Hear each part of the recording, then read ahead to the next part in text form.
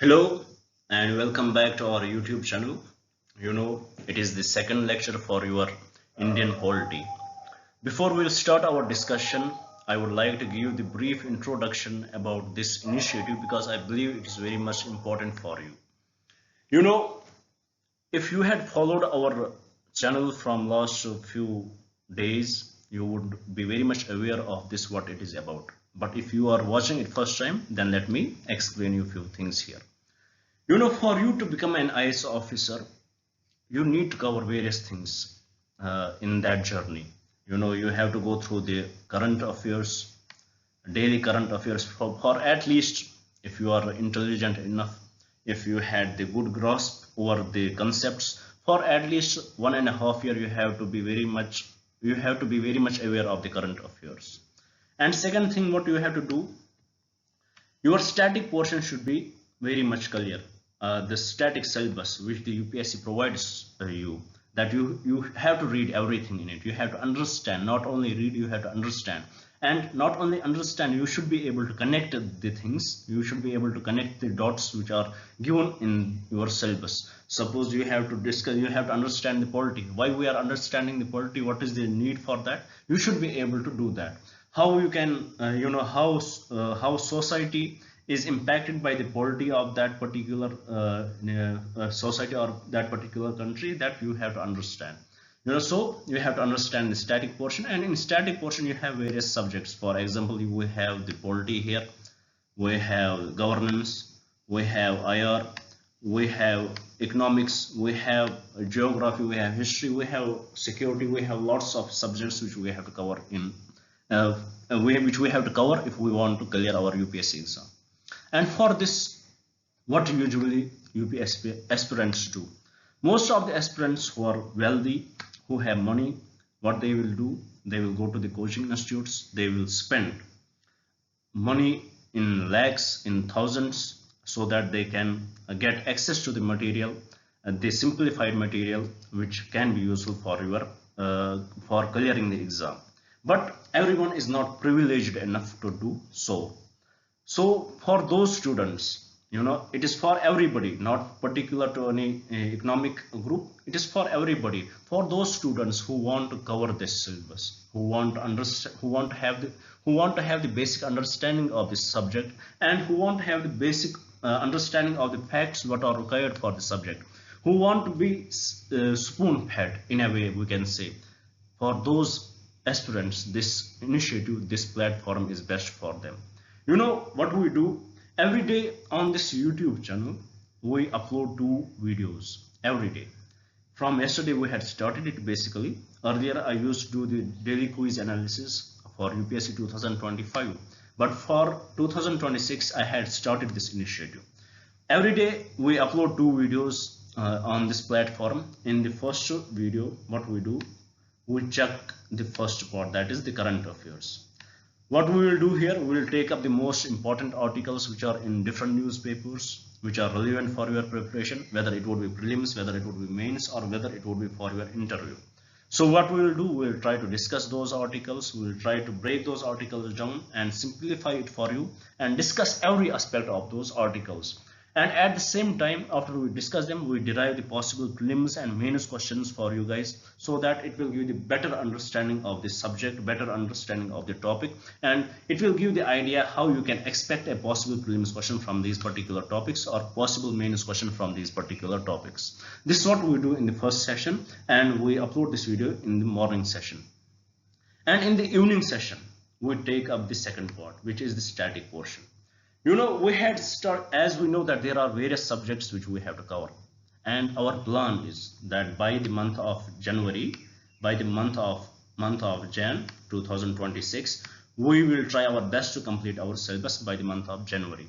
So maybe after a few days we will start taking up 2 to 3 lectures, 2 lectures daily with respect to the static portion, but not now, maybe after a few months. But here right now, what we are doing, we are discussing the static portion, and we started it with the Indian polity, and today is the second lecture of Indian polity. So if you had not watched my first video, so I will like to request you guys Please do watch the first video so that it will give the conceptual clarity why we are discussing the constitution. What we discussed yesterday, it is the continuation of that what we are going to discuss today. So this is what I want to share with you guys. With this, when you are clearing your current affairs and static portion, making notes is a big hectic for everybody, because when I am delivering the lectures, I may not discuss everything what is required, because we are humans. We may tend to make mistakes, or we may forget few things to discuss. I may not discuss everything, but for that, what we can do, for that, for your convenience, we are trying to make the notes of these lectures, in which we will add extra points, the factual points from different books, which would be very much relevant for your preparation, so that when you will read those notes, you will feel so confident in clearing the exam. So that so because of that, we are making these notes for you, and we had started making them. After we will complete this subject, after we will complete each subject, for example, right now we are discussing Indian polity. After we will complete Indian polity, those notes will be available to you guys. Mostly it will take us 1 month to complete this subject. After 1 month, Indian polity notes will be available, but for that, as we need to work very hard for these things. Every day we have to deliver the lectures, and at the same time we have to make the notes. So for this hard work, we would ask you for some little amount of money, which you would have to pay for the notes, and that would be only 200 rupees. And these notes would be available after we will complete each subject. So once we will complete the subject, these notes would be available, and if you will feel interested in buying those notes, you are most welcome. We will share our Google Pay or any UPI address with you, so that you can give us the amount, and we can deliver you the notes, which would be in the electronic form. So this is what I wanted to share with you guys, this little introduction about this initiative. Now, without any delay, let's look at what we have to discuss today, and let's recap a little bit what we discussed yesterday. Let's jump to the next slide. Here, as you can see, the topics which we had brought today, they are related to the majorities, whether it would be simple majority, absolute majority, effective majority, special majority. Special majority, it's different types. It is very much interesting for an aspirant why we are discussing this. In UPSC exam, they are not going to ask maths questions that what is the special majority, and they will give the numbers, whether it is the special majority, whether it is the absolute majority. They are not going to ask you like that. But why we are trying to understand these concepts? The major reason why we are understanding these concepts is very unique. If you don't understand these simple majorities, absolute majorities, then one thing which I can clearly say, that you can never understand the parliament, the procedure in the parliament. You can never understand the parliament of India. So to understand the parliament of India, how it works, you should have the understanding of these majorities, which are very much essential for you. So that is the reason we are going to discuss them. But before we will discuss, let's recap what we discussed yesterday. We started with the constitution, a very basic discussion we started with. I gave you the, if you had not watched my video, I request you guys, please do go to the last video, do watch it. It is very much interesting, because it has given a unique view to the constitution. The constitution, if in simpler words we will try to explain what it is the sacred law. The sacred law, the highest law of the land, to which there is nothing above this law. If any law is formed, whether by the legislature, whether by the executive, or any judgment is given by the judiciary, it should be in line with the principles given by the constitution. If it is going beyond the constitution, then that law will not stand. So this is the value of the constitution. It is the highest law of the land in simpler terms. After this, we discussed various types of constitution too. What are various types? We discussed the written constitution, like in India, like in Nepal, like in USA. However, separate group of members sat down, they they codified these laws, they discussed these laws, they discussed the pros and cons of these laws, and they finally codified them, and they gave it a book shape. They brought all these laws together, and that was called the constitution. That is called the written constitution. And we saw the features of the written constitution. We discussed that. Please do go to my last video. You will understand that more properly.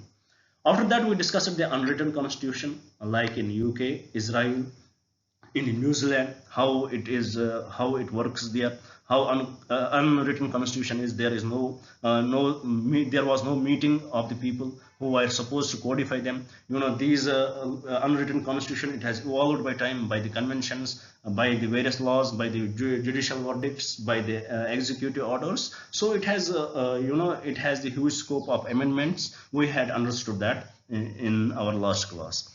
After discussing this type of the this division of the constitution, we finally took up another division of the constitution, which was based on the federal feature and the unitary feature. If the constitution is giving power to the central government fully, and there is deliberation of powers to the local governments, then it is the unitary government.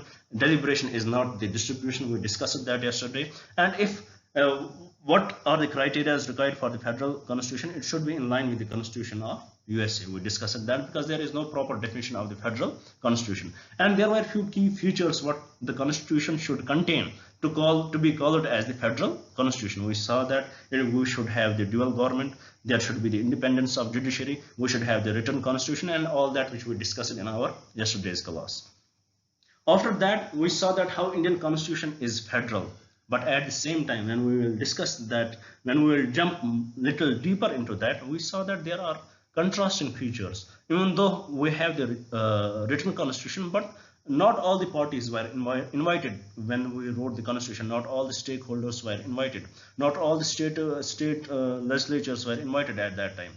Then we saw that we have dual government, but central government can anytime take the powers of the state governments in abnormal conditions. So we discussed that our constitution, it is more a quasi federal constitution. Sometimes we see that we have the central tilt in our constitution, and some call we have the we have the federal tilt. So that was the discussion which we did in yesterday's class. After that, we discussed the separation of powers, how the constitution provides us with three organs which are very essential for lawmaking, especially the executive, the legislature, and the judiciary. But how they are separated, how we discussed that if all these powers were in single organ's hands, if all the powers were under one organization, how there would be havoc in this society, how they can misuse that, and for that there was the need of the separation of power. And at the same time, the separation of power need not to be watertight, because if there is separation of power, then there would be no checks and balances if it is watertight. So definitely there was the need of the checks and balances, and we saw that how checks and balances came in. Then we saw that executive should check. For example, in US constitution, executive checks the legislature checks the executive, so does the judiciary, and so on. They all check each other. But at the same time, when we will take the example of Indian constitution, the executive is drawn from the legislature, so there is least scope of checking and balances for the executive and the legislature. But still, when we will discuss the office of profit, we'll see these two are also checked by each other. But definitely there is a check between the executive and the judiciary. All this we discussed yesterday. After that, we discussed the constitutionalism, how it restricts the rights of the government. Otherwise, government can do anything whatever they want to. So this was the little recap what we discussed yesterday. Now let us see what we have to discuss today. As I earlier told you, to understand the parliamentary procedure, you need to have the best understanding of these 7 important terms which I had highlighted here. If you are able to understand these, then when we will discuss other parts of our, whatever we have to discuss, the other topics which we have discussed, for example, we will discuss president, we will discuss attorney general, we will discuss the CAG, we will discuss various aspects of the constitution, we will discuss how bill is formed, we will discuss everything. But if you have the proper understanding of that, during that time we will mention those terms, you will have the proper understanding of those topics there. So definitely to understand the polity, you need to have the best understanding of these terms. Now let us start the discussion of these terms one by one in a very simple and very layman's language. We'll try to understand. We will not try to I will not try to complicate things for you. Just in a very simple and very layman's language we will try to understand, because here we are not discussing the Lok Sabha. So the examples which I will give, they would be very laymanish. I will give examples of the classroom, so try to understand that. Now let's discuss with the simple majority. What is simple majority? Suppose, there is a classroom. Let me give the example first, then you will see. There is a classroom, and in this classroom there are 100 students. How many students are there? Please repeat. If you are watching this video, there are 100 students.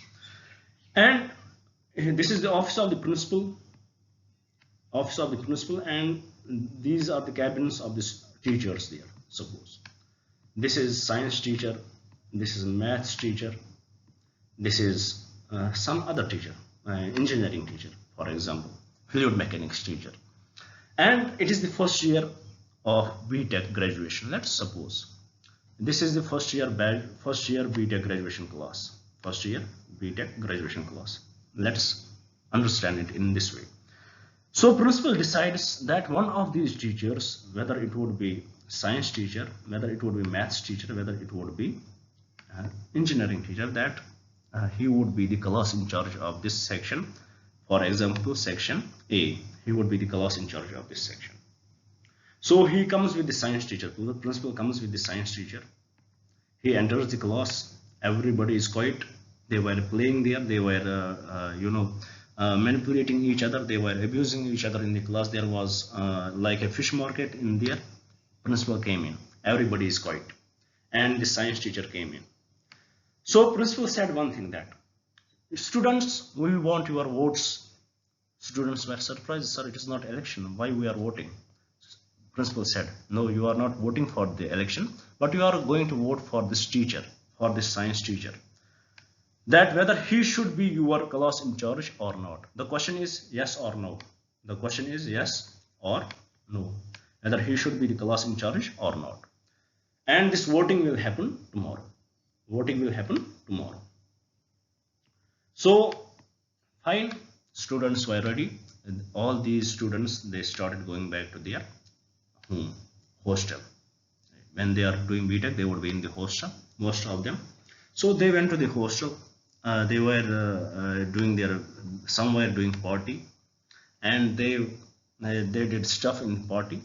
Next day, only 90 students showed up. 10, they were very much hung up. They had huge hangover and they did not came to class. Only 90 students came in the class. What was the actual strength of the class? Actual strength is 100. So please understand that. How many students are in the class? Only 90. Because 10 had hangover, because they had done the party, and they had done money, they had danced, whatever they did in the party, it was up to them. Only 90 students came in the class. Out of these 90 students, when they entered into the class, 10 students, a little gang of 10 students, they decided that why should we study? Why should we be in the class? We are the alpha males.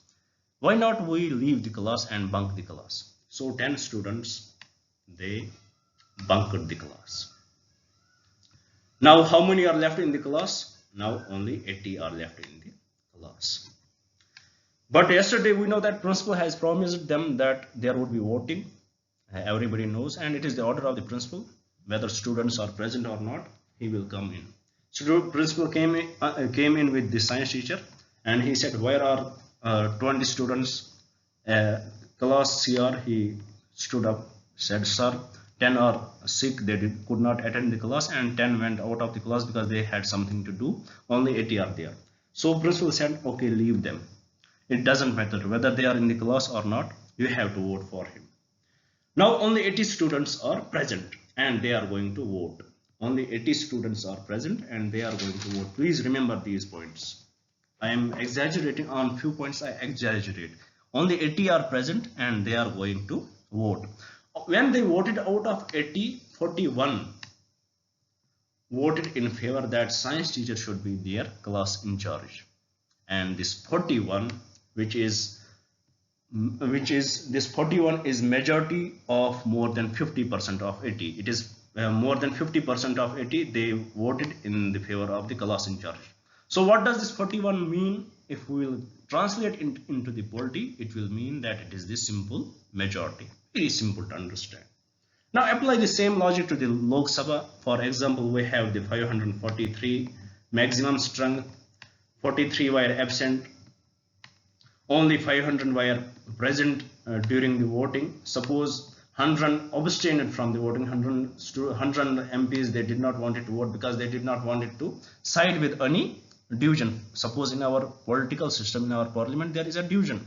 There is BJP led government and there is a Rahul led opposition. So 100 were those who did not want to align with any side, they did not vote. Only 400 are left. Out of 400, there was a bill to be passed. 201 supported it. 201, it is the majority, it is the majority of more than 50% of the 400 which were present and voting. So this 201 will be the simple majority. I hope you had understood this concept. If there is any confusion, please do write in the comments. I will try my best to clear that. So I guess you are done with the simple majority. Now let me rub it first. We will jump to the absolute majority. What the absolute majority is, we will jump to that.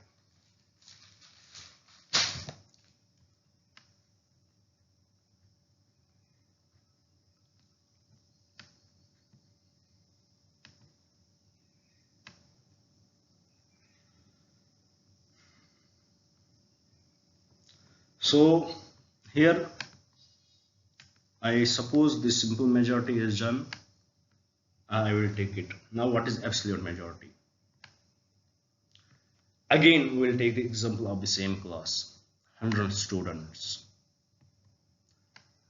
What would be the absolute majority of it? It would be 51. It is the minimum, it should be 51. It would be the absolute majority of it. So if we will define the absolute majority, it would be the more than 50% of the total strength of the house. The total strength of the house of the classroom is 50 here. The absolute majority would be 51. Now I will tell you how it will work. Suppose, let me rub it first. Okay, let's discuss it with the another color. Suppose now the teacher comes, principal comes. When he elected the science teacher with the simple majority, but when next day other students came in, they did not like him and they went to the principal. They told the principal that they don't want him to be the, they don't want him to be the, what? They don't want him to be the class in charge. They want different teacher. So principal did not like it, that they argued that we are paying you, we need this stuff in our way. So principal decided that let's come up with the maths teacher today. So today maths teacher came in with the principal, and principal said that tomorrow there is again going to be voting, and he warned that nobody should be absent tomorrow, everybody has to come. But he was warning whom? He was warning the first year students who at least care about that. So next day there would be voting on whether the maths teacher would be your class in charge or not. So next day came. When we look in the class, only 90 students are there. Again, what happened with the 10 students? You know, when a student starts partying in the college, they always party. So those 10 students, they were always again partying, and they had the hangover. They did not came for the class. Only 90 students were there. And out of these 90 students, you know, there were alpha males too, who think they were the alpha males, they were the gang leaders. 10 students, they did not join in the class. They thought, who is principal? I'm not going to listen them. And they went outside the class. Again, 80% are there. Now, what is the absolute majority of what should be the absolute majority of this? Suppose election, now principal told them that you have to vote.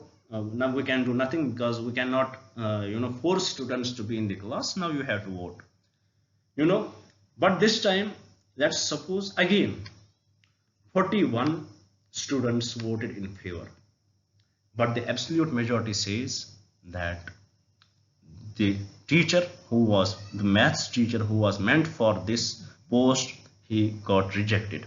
Because why? Because he has to get the votes. How much votes he should get? He should get votes more than 50% of the total strength of the house.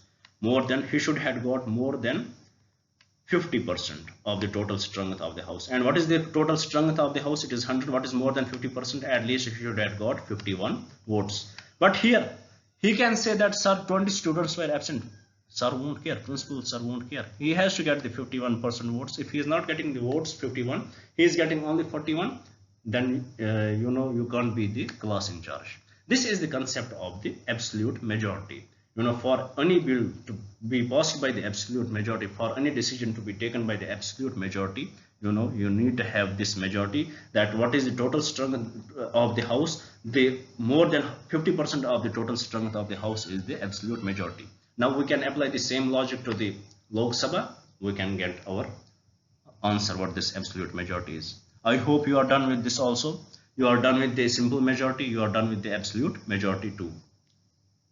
Now let us see what this effective majority is.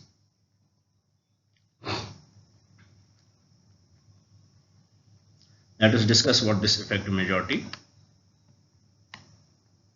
is, because it is very much important for us to understand.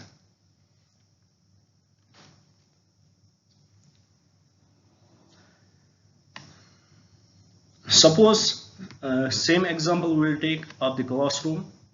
Now time passed, they gave their unit tests. When I was in the college, we used to call it cycle tests. And initially we were 100 students, but we saw that 10 students, they were always partying, so they got restricted. Their space is vacant now. What is the total strength? It is 90. What is the effective strength now? What was the total strength? It was 100, but the effective strength is 90 because 10 students got 10 places got vacant because they got vacated from the college. Only 10 students. So effective strength is 90. It is the effective strength. Now what is the effective majority? Effective majority is the majority of more than 50% of the effective strength. Majority of more than 50% of the effective strength. Now let me explain it. Now only, as we can see, only 90 students are there. What should have been the ideally? What should have been the effective strength? It should be 45 plus 1, that is 46. It should be the ideally. Now what happens? This 46 is the effective strength. Now suppose again, since the students are very volatile, the class teacher was not able, they were not able to select a teacher who could be the class in charge. Again principal comes and he says, please this time vote in the best way possible. He comes with the engineering fluid mechanics teacher, suppose, and he tells them that tomorrow we are going to elect him. You are going to elect him whether he would be your in charge or not. So same thing happened tomorrow. 90 students came in the class, but as we know that 10 students, they remained absent. One thing you have to remember here, earlier it used to be 100. It was the total strength, but how it become effective strength when there are vacancies. So please do remember that in the effective majority, in the effective strength, we should note one thing, that absentees are not counted. Vacancies, they are, absentees are counted, but vacancies are not counted. If it is vacant, then the number will decrease. For example, it used to be 100. Now only 10, there are 10 vacancies, only 90 is the effective strength. So if there are absent, it won't reduce. They would be counted. They did not vote it. That is something different. So 90 students are there. 10 went out. They did not vote it. Only 80 are left. And they voted again. 41 voted in favor of the teacher. So by the effective majority, would the teacher be selected as the class in charge? No. he will not be selected at the class charge, because he should have got votes more than 46, more than 45, that is 46, but he is getting only 41 votes. So definitely the effective majority is 46, which is if we will again give words to it, which is the majority of more than 50% of the effective strength of the house. That is it should be 46 by this example. And by Lok Sabha, that we will discuss when we will discuss these concepts, when we will see the application of these concepts there. Now, I hope you are done with the simple majority, you are done with the absolute majority, and you are done with the effective majority. I hope these are very much clear to you. Now let's jump to the another part of it, which are the special majorities. There are 4 types of special majorities, which we will discuss one by one in a very smooth way. In a very smooth way. Simple majority, what it is? It says majority of 2/3 of the members present and voting. Very simple. Simple majority says majority of 2/3 members present and voting. It is same as simple majority. This special majority one is almost same as simple majority, but in simple majority it was more than half, but here it is 2/3 of the 2/3 of the persons present and voting. For example, the strength of the house is 100, 10 were absent, only 90 left, 10 did not vote it, only 40 left. So what would be the special majority one? It would be the 2/3 of the 40. What would be the 2/3 of the 40? That we have to calculate, and we will get the answer. It would be 80. I'm not that good in the maths, but let's try it. 80 by 3. It would be 3 2s, 3 6, almost 27. Let's suppose 27. It is the 2/3 strength of the 2/3. Out of not 27. 2/3 of the members present and voting with suppose. Sorry, I'm getting a little confused here.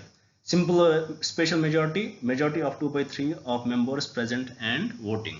Majority of 2/3 members present and voting. That is out of 80, what should have been the simple majority? It would have been 41. But what is the special majority one? It is 20. 80 minus 27. 80 minus 27, that would be 43. It would be the special majority. What it would be? It would be special majority one. If these 43 members vote in favor of any decision, then that would be done through the special majority. Suppose now the same example of the teacher and the students, they want to vote, only 80 are present. We know that 10 they are drunk, they are happy in partying, 10 are busy in doing their business because they have to show the people in the class that they are the alphas and they don't listen to anyone. Out of 80, they have to decide by the special majority. This time the principal says it should be done by the special majority, and for that 43 should favor them. For 43 students should favor the decision, then only they will get their answers. So this is how it is done. And where it is used special majority, when we will discuss the Raj Sabha, when we will discuss how Raj Sabha can pass the resolution that some subjects in the state list would be controlled by the center, that time this resolution, this is used.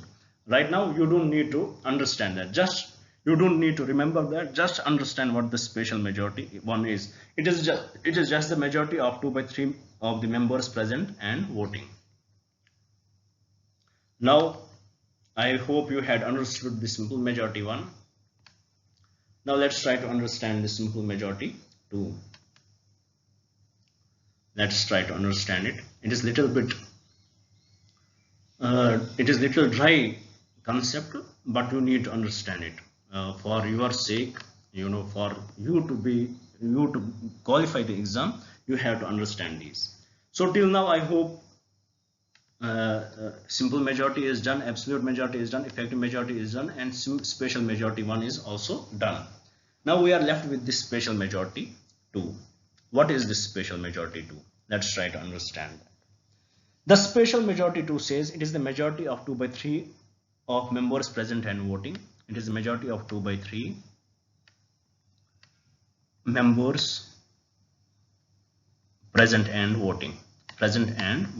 Same as the special majority 1, but it has some additions to it. What is the addition?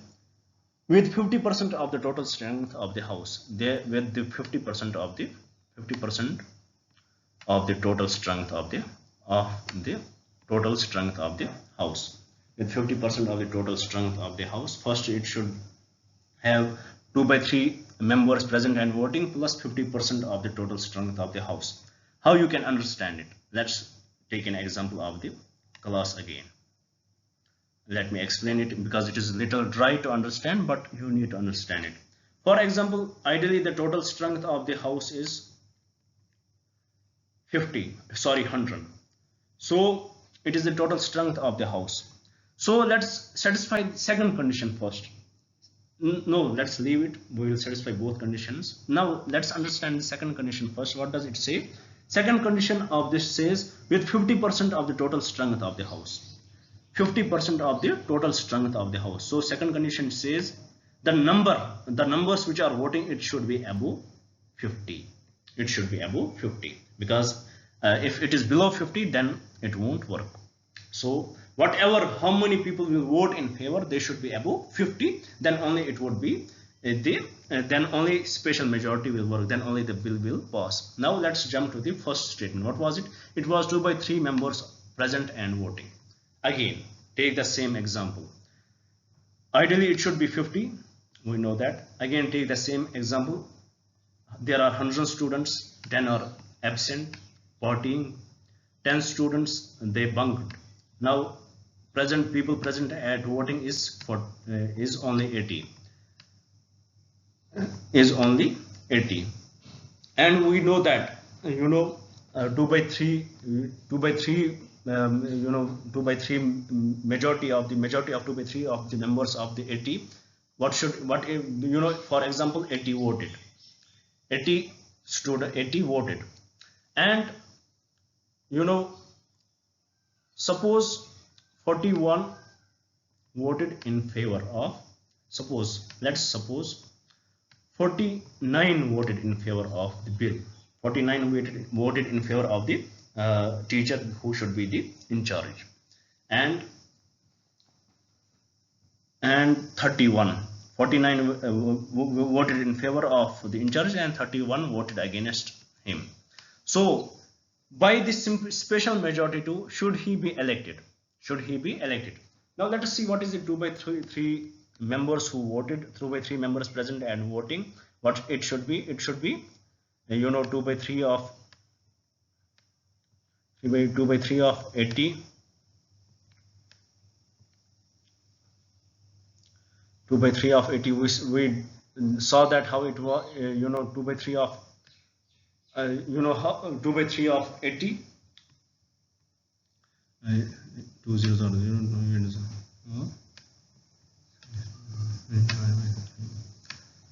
3 1 and 3 4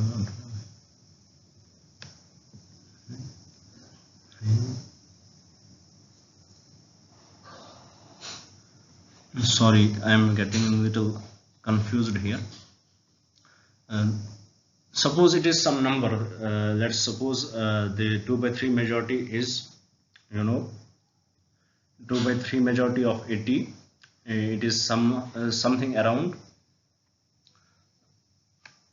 50. Let's suppose it is 48. We have to suppose here. It is not something accurate maths here which we are doing here. So what is the special majority 2? It says that the majority of 2 by 3 of the members present and voting the majority of the 2 by 3 members of present and voting, and also with 50% of the total strength of the house. Let me give the separate example for that. Let me give the different example for that, because it got little, we created little confusion in it. So I believe that I need to clear this concept very properly. And let me rub it. Let me discuss the special majority. Let's take the example of the Lok Sabha here. Let's take the example of the Lok Sabha. So you want to amend, you want to suppose this special majority 2, it is used when you want to remove the judge, High Court or Supreme Court judge, and till now in our history, in our political history, after independence, no judge has been removed. So let's see what does this special majority say. It says, let's suppose there are total strength is 543. It is the total strength of the house. Now let's suppose present, how many that they have to remove the judge. So voting would happen. How many are present? Let's suppose 500 are present. 500 are present, and 43, it is the they were not there. They were vacant. Total strength is 43. 500 is the effective strength. 400 voted. 400 voted. Out of 400, 300 voted in favor. Suppose 300 voted in favor, and 100 voted against. So what should be? What would be the status of it? If we look at what is the 2 by 3 of 400, it is 200, it comes to 267, and 300 is greater than 267. 300 is more, and also more than half. It is also more than half. So in this way, we can say that it is more than half. 300 is more than half. It is more than 50%. 300 when compared to 400, if we will compare it with respect to the, if we will compare it with respect to the present and voting, it is 267. Then in this case, the person gets disqualified. The person gets disqualified because by the simple majority there is 2 by 3 members present and voting who are voting against him, and the 50% of the total strength of the house is voting against him, because 300 is above 50% and it is also above 267, which is the 2 by 3 of the 400 in this condition. Let us reframe the condition here. Let us create the different condition with the same example. With the same example, we will try to create this different condition. Let us suppose there are total strength is 543.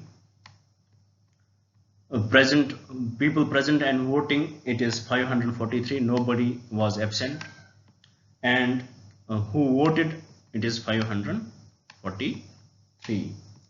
Now 300 voted in favor. 300 voted in favor, and 243 voted against. Will it pass now? Will this criteria pass? Is 300, now we have to, earlier we used to compare 300 with the persons present and voting. At that time it used to be 400. Now the persons present and voting is 543. Is 300 more than 2 by 3 of the 543? No, it is not.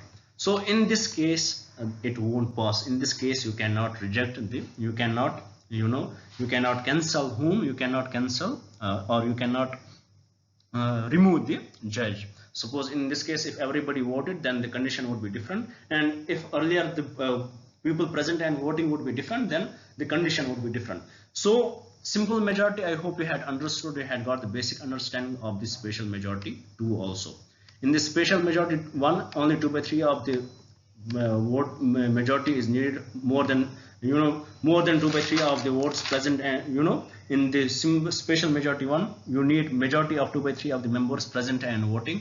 In this special majority 2 you need this 2/3 of the members present and voting plus more than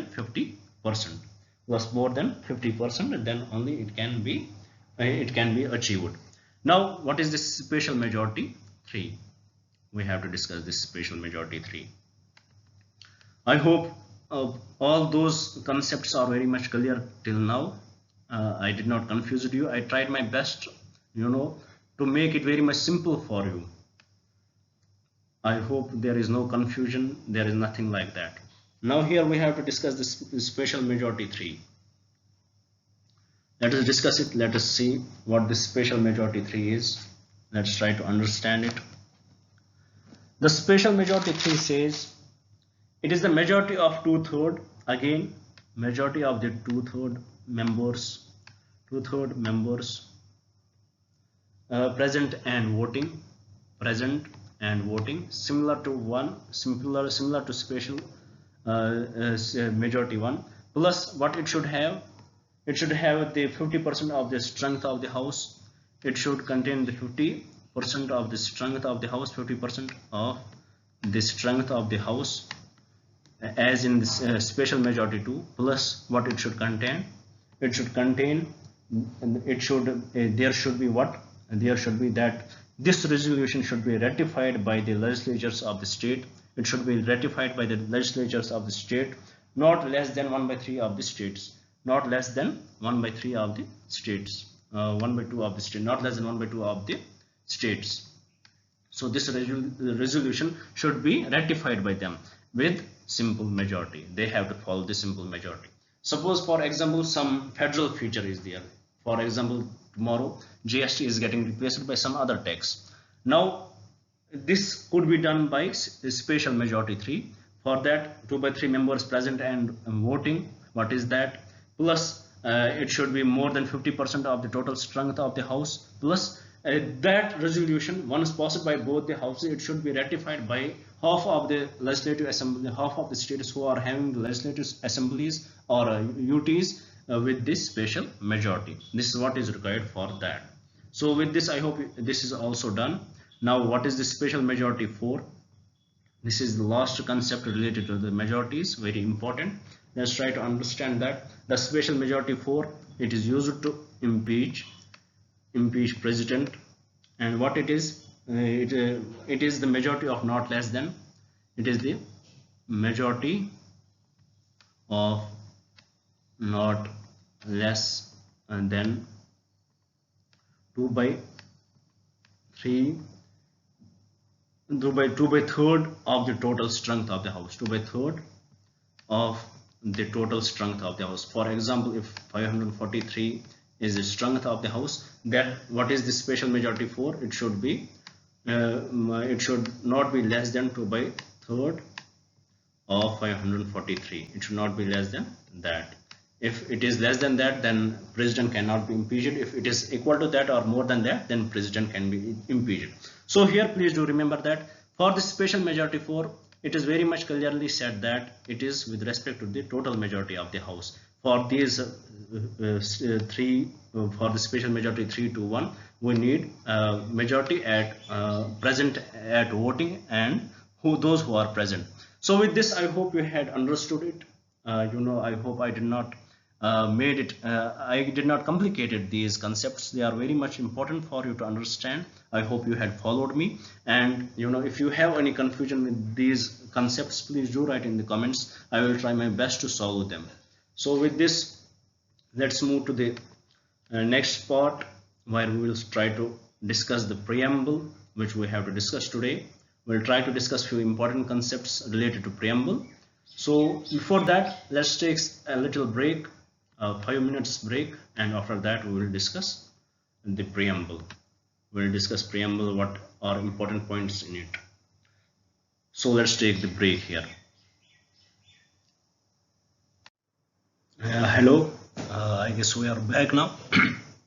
So let's first recap these terms in the simplest way possible.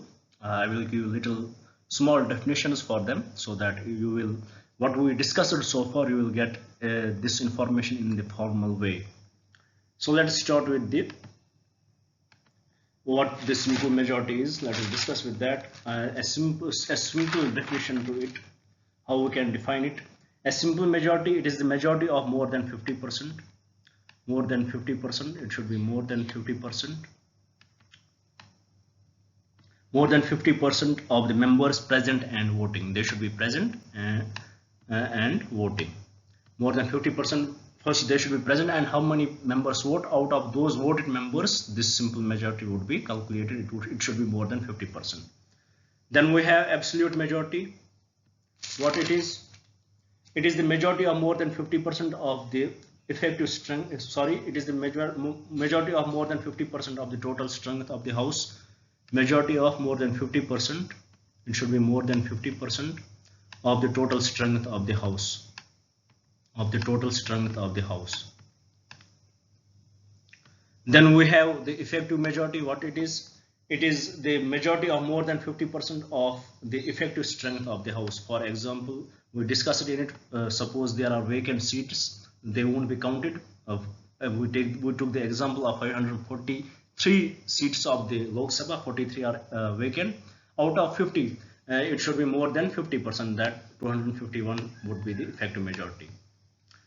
Then we discussed the special majority one. What it is? It is the majority of 2 by 3, majority of 2 by 3 members present and voting.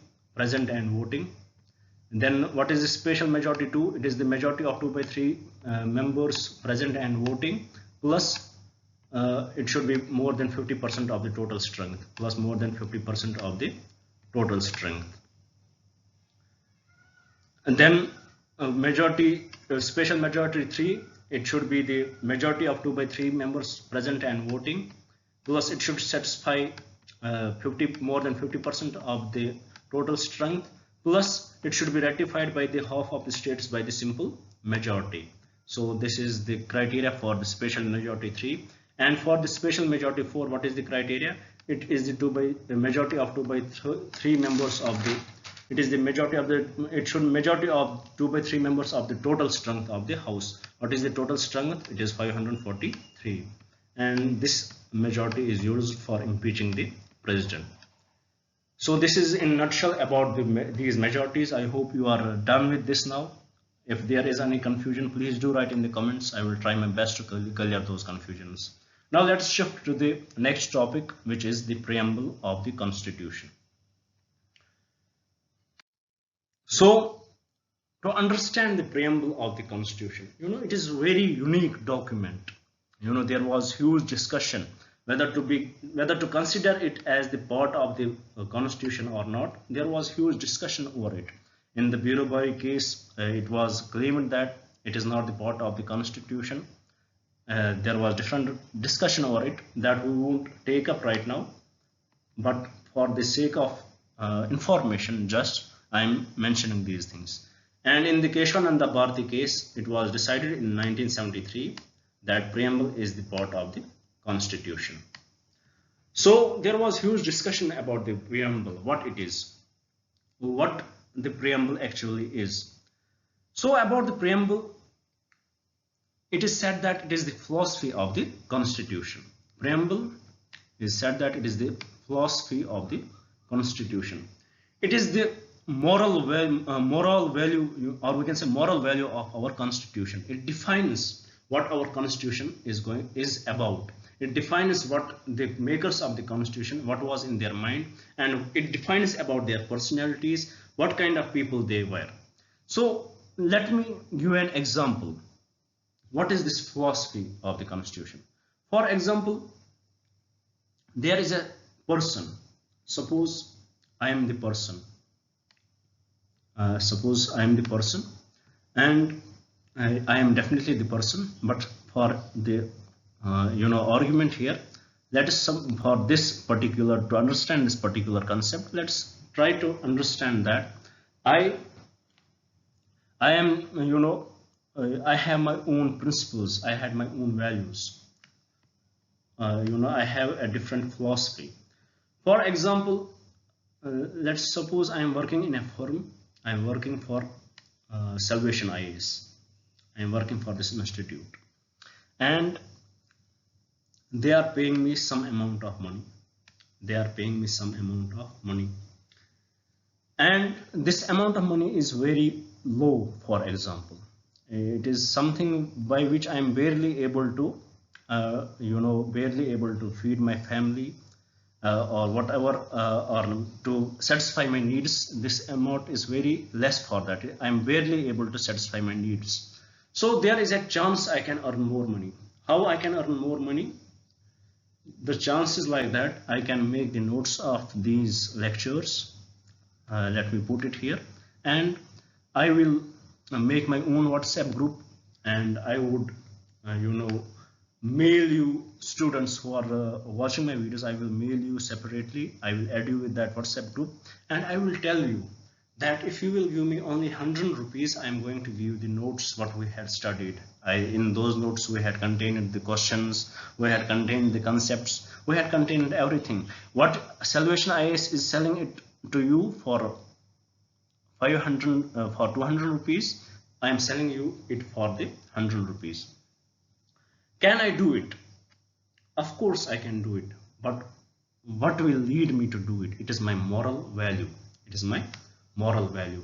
If I am morally cheap, I will do it. I will do this corruption. If I have high moral values, what I will do? I will say I will never do it. Whatever I am getting it for my work. Whatever work I am doing, they are paying me. With respect to that, I am very much satisfied. Even though I have the chances, I can do it.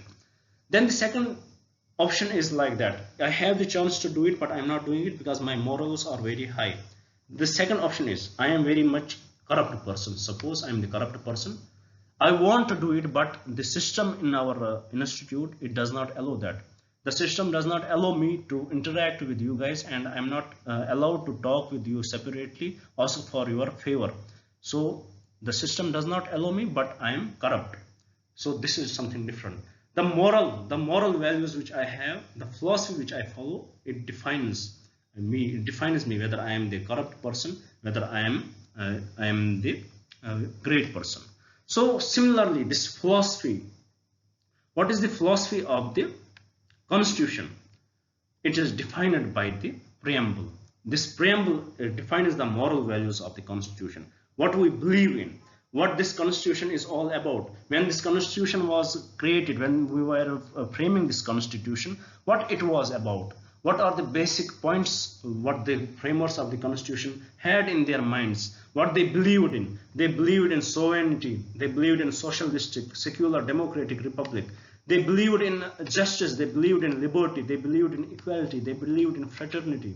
So these were the moral values which they had in their mind, which they had in their personality, and when they created the Constitution, we can see this Constitution, we can see these values in the Constitution.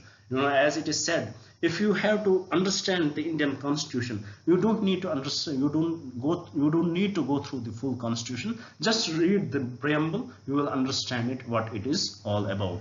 So this preamble, it is the philosophy of the Constitution. It gives us the moral value of our Constitution, what it is about, what it is talking, whatever the laws are, what is the principle of the Constitution, what is the basic principle which is kept in the mind when it was created, when it was formed. So this is what the preamble says. About the preamble being the part of the Constitution, it was the discussion in various cases, but finally in 1973 in the Keshwananda Bharti case, it was decided by the judgment of the Supreme Court that it is the part of the preamble, it is the part of the Constitution. So this much I hope till now you had understood it. Now about preamble, there are various statements made by various people. Various statements are made by various people, and the most known is of the Nani Palkhiwala. Nani Palkhiwala, he made a very famous statement about the preamble, that it is the identity card of the It is the identity code of the Constitution. One and the same thing. If you want to, which I earlier mentioned, if you want to understand about the preamble, about the Constitution, just read the preamble. You will get the basic idea, the crux of the Constitution. What identity? For example, if there is any student in the school, if you want to know about him, whether to which class he belongs, what is his parentage, from where he belongs, what is his residence, we can just look at his identity card. We understand all this stuff. So this preamble is the identity card of the Constitution as per the Nani Palkiwala. So about this preamble, you know, now let's go to the technical facts which we need to know about this preamble. You know, please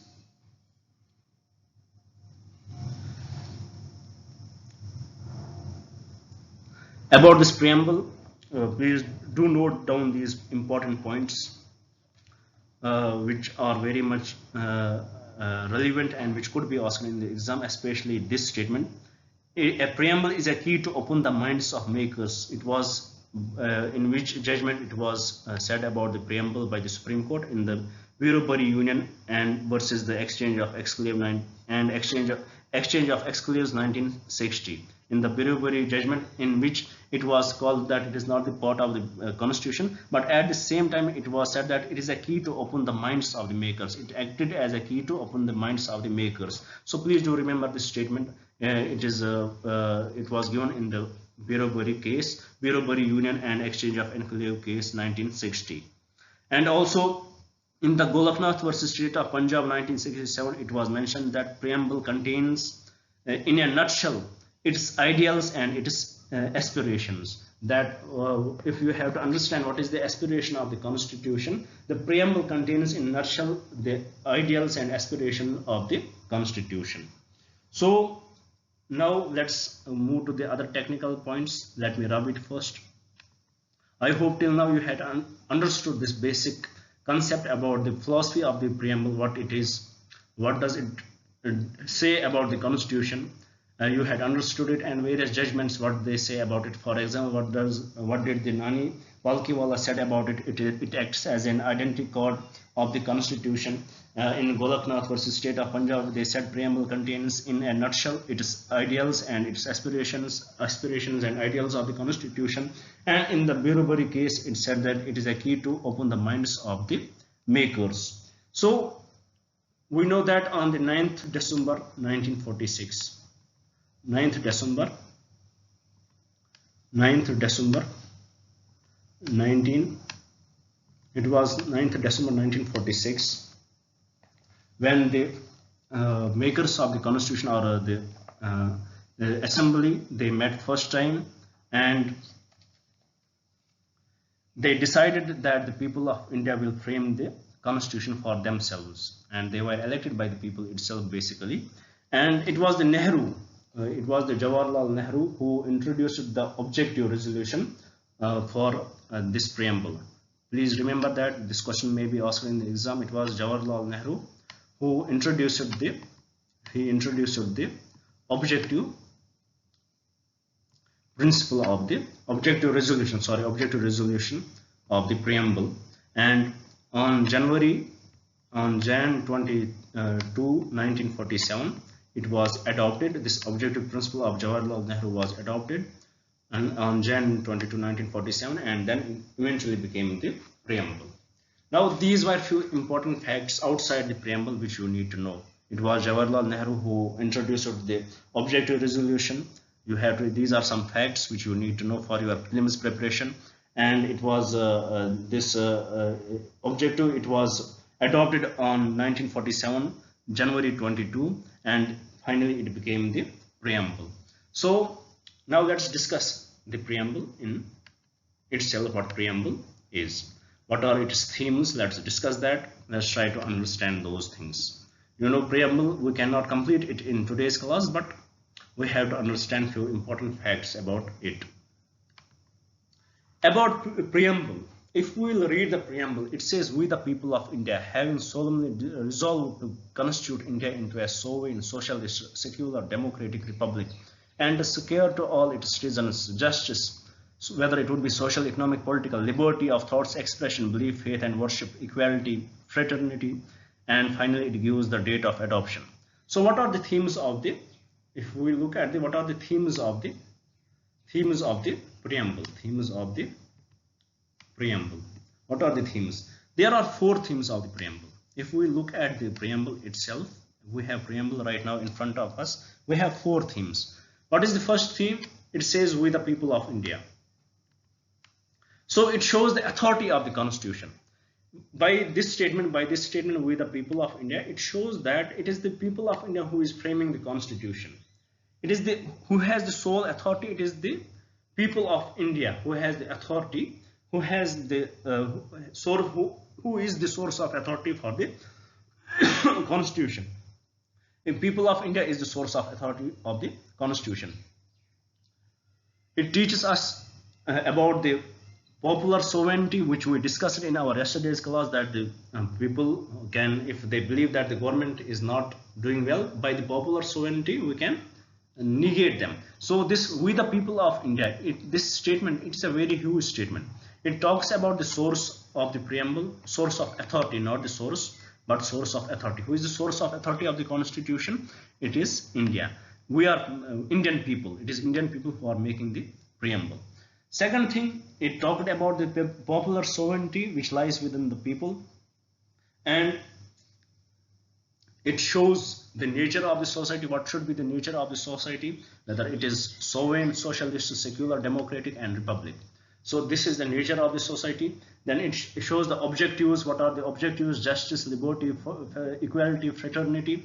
Then it gives us the date of the adoption. So first thing, what does it say? "We the people of India," it says, it shows, the preamble shows the source of authority. Who has the final source of authority? It is the Indian people who have the final source of the authority. We Indian people have the popular sovereignty. The popular sovereignty lies within the people of India. Now the second theme, it is the first theme, "We the people of India." The second theme, it says the nature of Indian state. What should be the nature of Indian state? Nature of Indian state. What should be the nature of Indian state? If we look at the nature of the Indian state, we will find it here. It is sovereign, socialist, secular, democratic, and republic. One thing, if you will notice here, that these statements, this sovereign, it is not separated by a comma. Then socialist is not separated by a comma. Secular is not separated by a comma. Democratic is not separated by a comma. Republic is not separated by a comma. This is acting as an integral one. These statements are acting as the integral one. What does it mean? That it means that our society, our country, the nature of our country will contain all these features, not one of them, not two of them, but all the features. The nature of our country, it would be sovereign. The nature of our country, we will be socialistic country, we will be secular country, we will be democratic, we will be republic. So that's why they are not divided by the commas. And here I would like to request my students, if you are watching this, please do remember, do memorize the preamble. It is for your best wishes, for your good wills. It is very much important. And sometimes UPSC may ask you a question like this: what is the real sequence? What is the sequence of these words in the preamble? They may shift these words. They may put socialist first, then sovereign first. They may put secular in between. So for that purpose, you need to know what is the real sequence of these words. You need to remember you need to memorize the preamble. So this is the duty. This is the first thing which you should do today. Memorize the preamble. So this is the nature. What should be the nature of our society? We will be sovereign. There will be nothing above our country. We will be socialist, for the welfare of state. We will have a welfare state. We will be secular. We will respect every religion. We will be democratic. Whatever decisions will be made, we will make it by the representation. We will be republic. So this is the nature of Indian state. Then what are the objectives? Objectives are, there would be justice, whether it would be social, economic, and political. We will have liberty in our country, liberty of thoughts and expression, belief, faith, and worship, and equality of status, of opportunity, and to promote among them all. Then we will have fraternity, assuring the dignity of the individuals and the integrity of the nation. This all will be contained. This would be the nature of these would be the objectives of the constitution. And finally, the fourth theme, it is about the fourth theme is about the date of the adoption. When we adopted it, it is the this 26th day of November 1947. Do hereby adopt, enact and give to ourselves this constitution. So this is little information about the preamble. Now let's discuss the nature. We discussed with the people of India what does it mean. Now let's discuss the nature of the preamble one by one. What is secular, what is sovereign, what is socialist, what is secular, what is democratic, and what is republic. Let us discuss them one by one. Let us take, first we will take up the sovereign nature of our society, what it is. So here we will do little discussion over it for your understanding. For example, we have to first we will discuss the sovereign nature.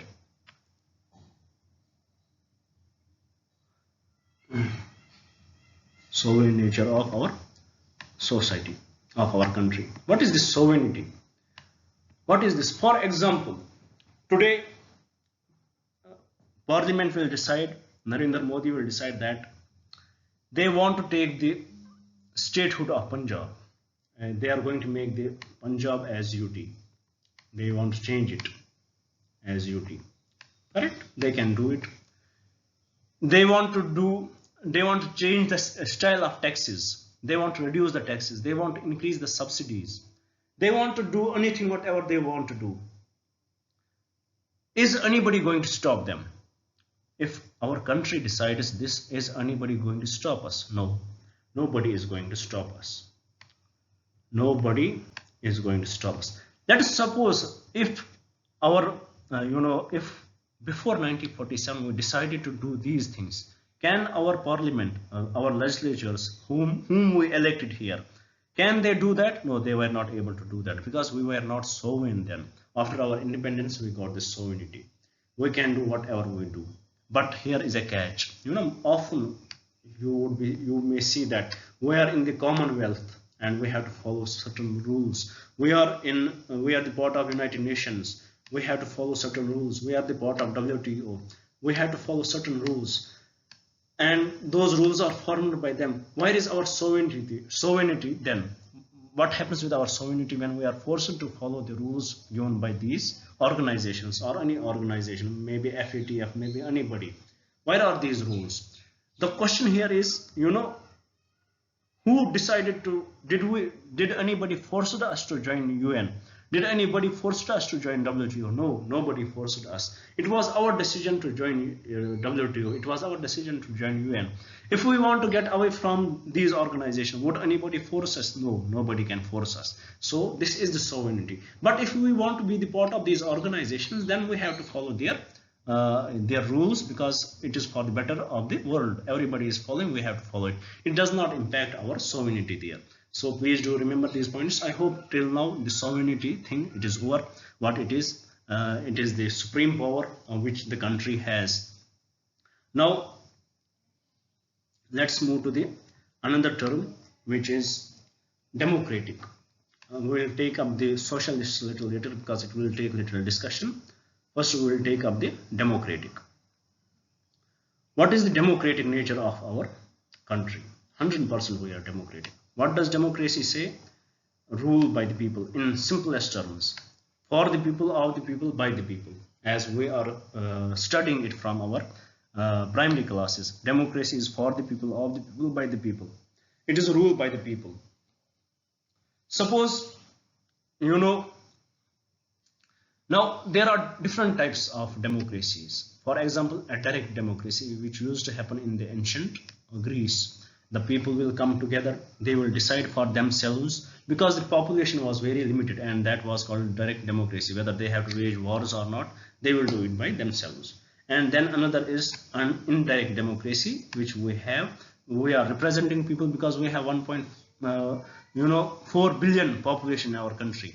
So all these people cannot come together and decide for themselves. So what we do, we choose our representatives and they decide for us. So definitely we are the democratic nation.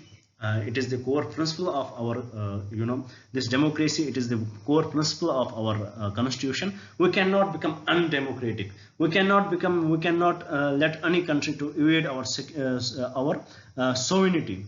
We cannot become undemocratic. Whatever the situation would be, we will always be the democratic. Then the third thing, we are republic. Third thing here, we are a republic. Why we are republic? Because the head of the state, who is the president, head of the state or head of the country, he is elected head. President is elected head. He is elected by the people. So we are republic. If we will look at the British Parliament, they are also democracy. They also have the constitution, but they have the monarchy there. They are monarchy democracy. They have they have the constitutional monarchy there. They have the constitution, but their head is the king who had got this power by the heredity. His father was king, his son will be king. But in India, we have the elected head of the state, which is president, and he is elected.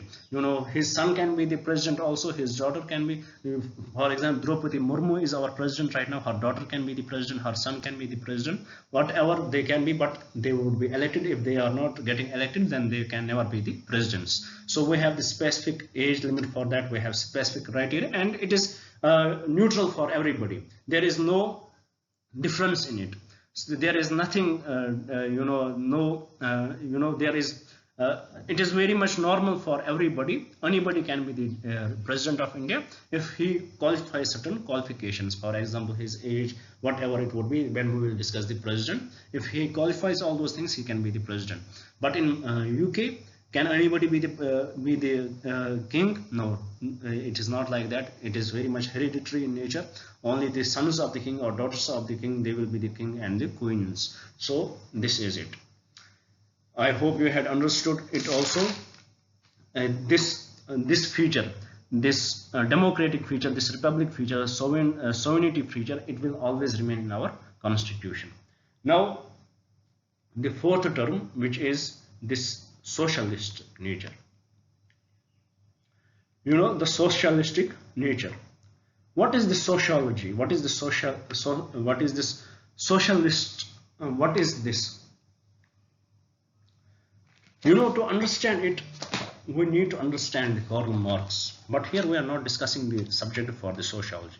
But I will try to, clear this concept in a very small narrations or in a very nutshell way. What the sociology is. So according to the Karl Marx, he talked about the Communist Manifesto. According to him, the history is cyclist, that history repeats itself.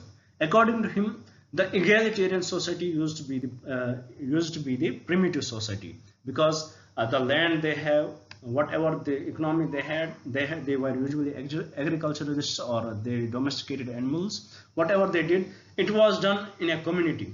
For everybody would get the share of it. It was very much egalitarian. There were no classes, there were nothing like that. Everybody was equal. But once people started to trade, when the economy of the people started to grow, their strata started to change. Earlier, when they were agriculturalists, we used to have the joint family according to Karl Marx. But when the technology changed, the style of our economy changed, the family style changed, the education system changed, it all changed, because the economy is the base of everything according to him.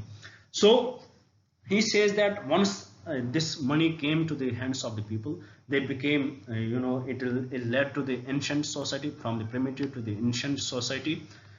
And in the ancient society, we have the classes started to emerge. For example, those who have, we have, and for those who did not have, they did not have. For example, masters and slaves. And this ancient society, it turned into the feudal society, where we have the landlords and the serfs. And this feudal society, it has reached to the capitalist society, where we have the owners and the workers.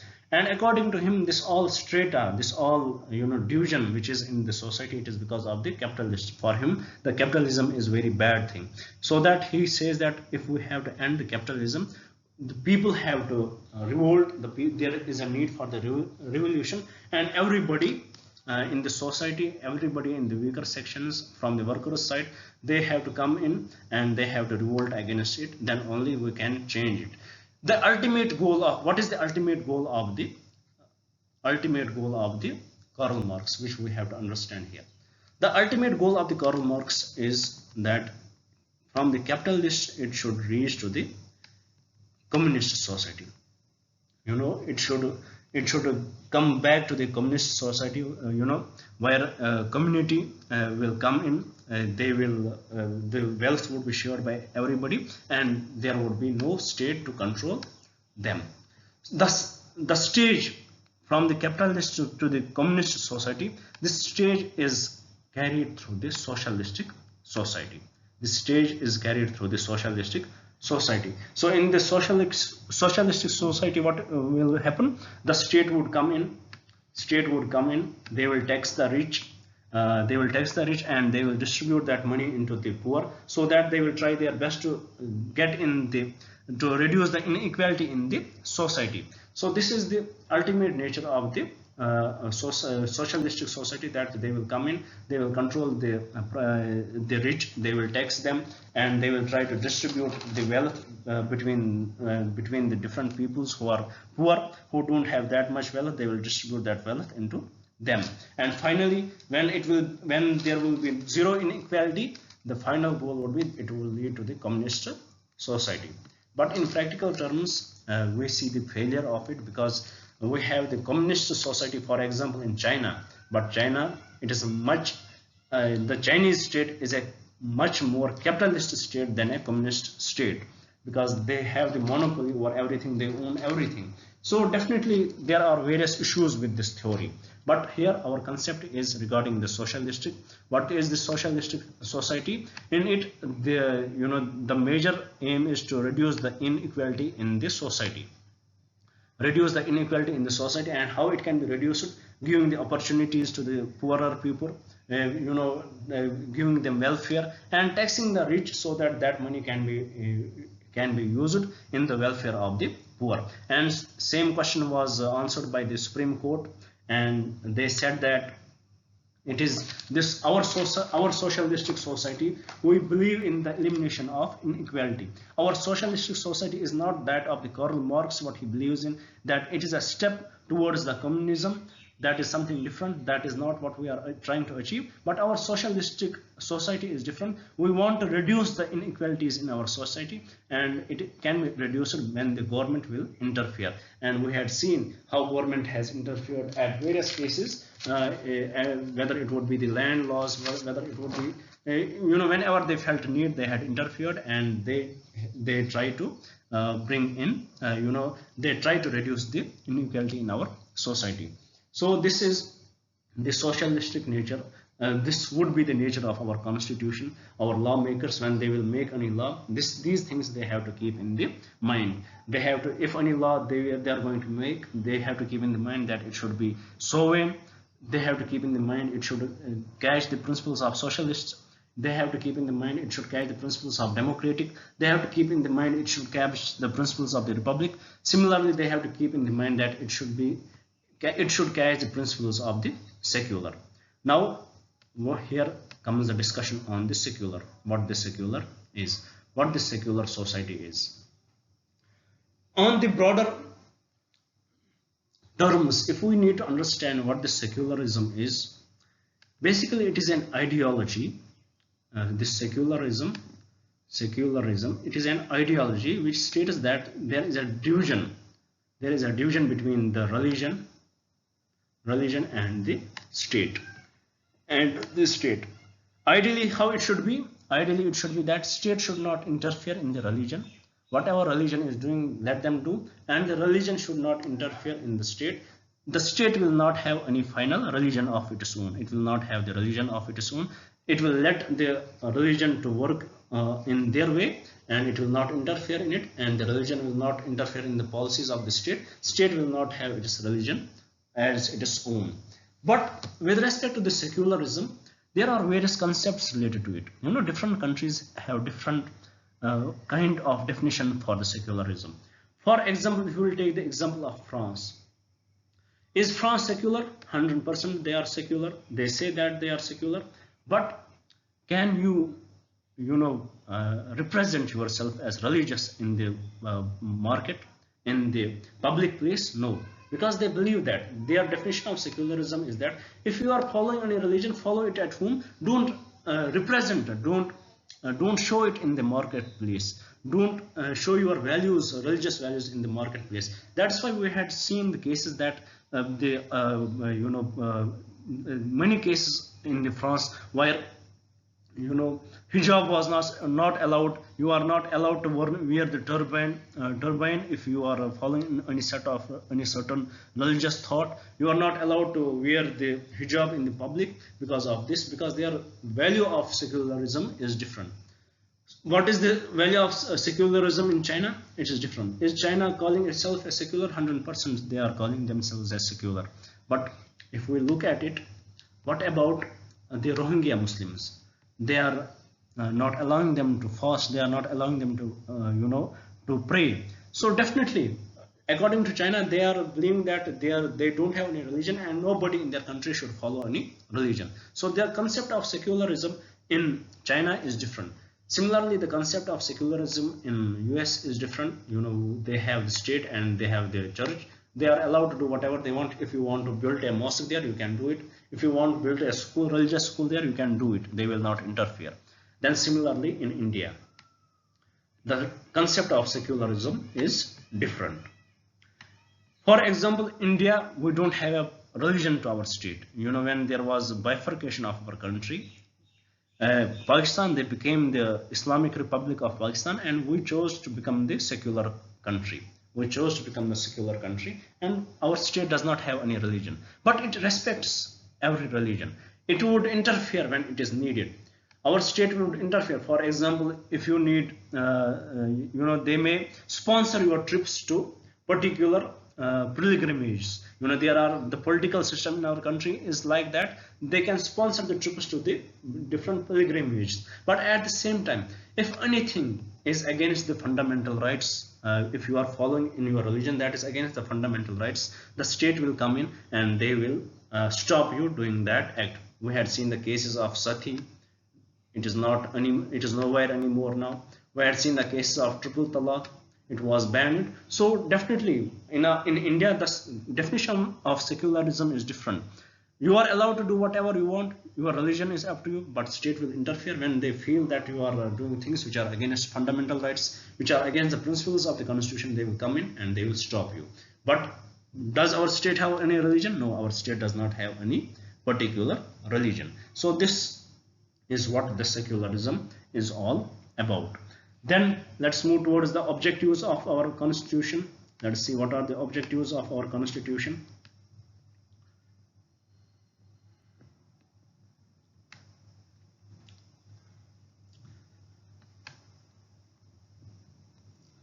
This is the last thing which we will discuss today. Then we'll start from tomorrow again.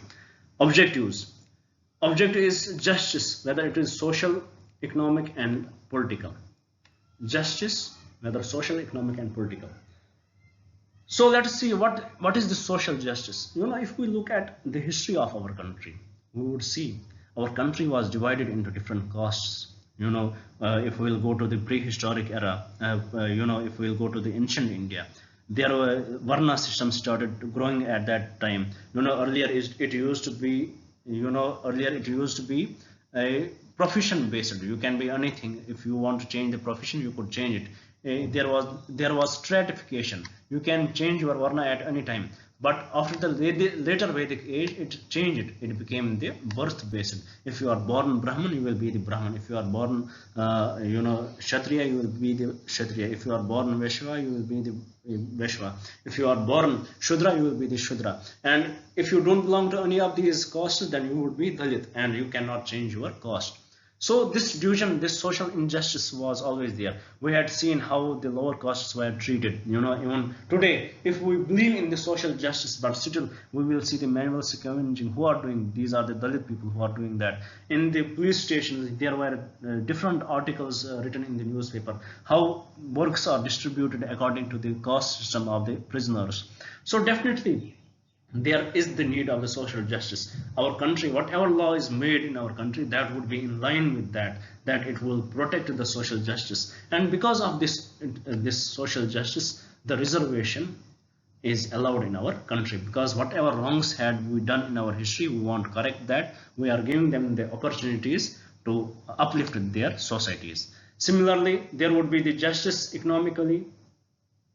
For example, if there are some economically backward societies who don't have enough money to feed their families, the government will come up with the schemes. They will provide them free ration. And if for example right now the AI is coming in and it is going to end many jobs of the poor people, so government has to come and step in and provide them the scholarships, provide them the pensions, so that they can uplift them. So there would be this economic justice. Then the political justice would be there.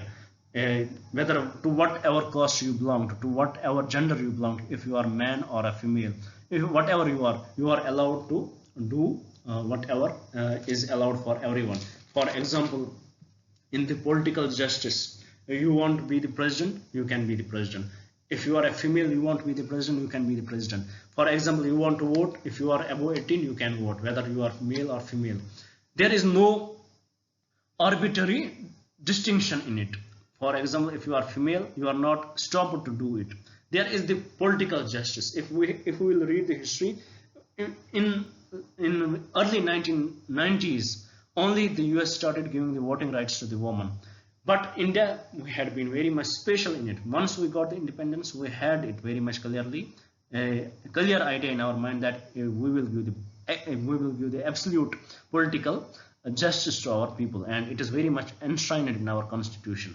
Whatever rights are available for men, it is available for women. Nobody can stop you. Nobody, if you want to be the president, you can be. If you want to be the prime minister, to whatever caste you are, to whatever religion you are, you can be. There is absolute equality in the political domain.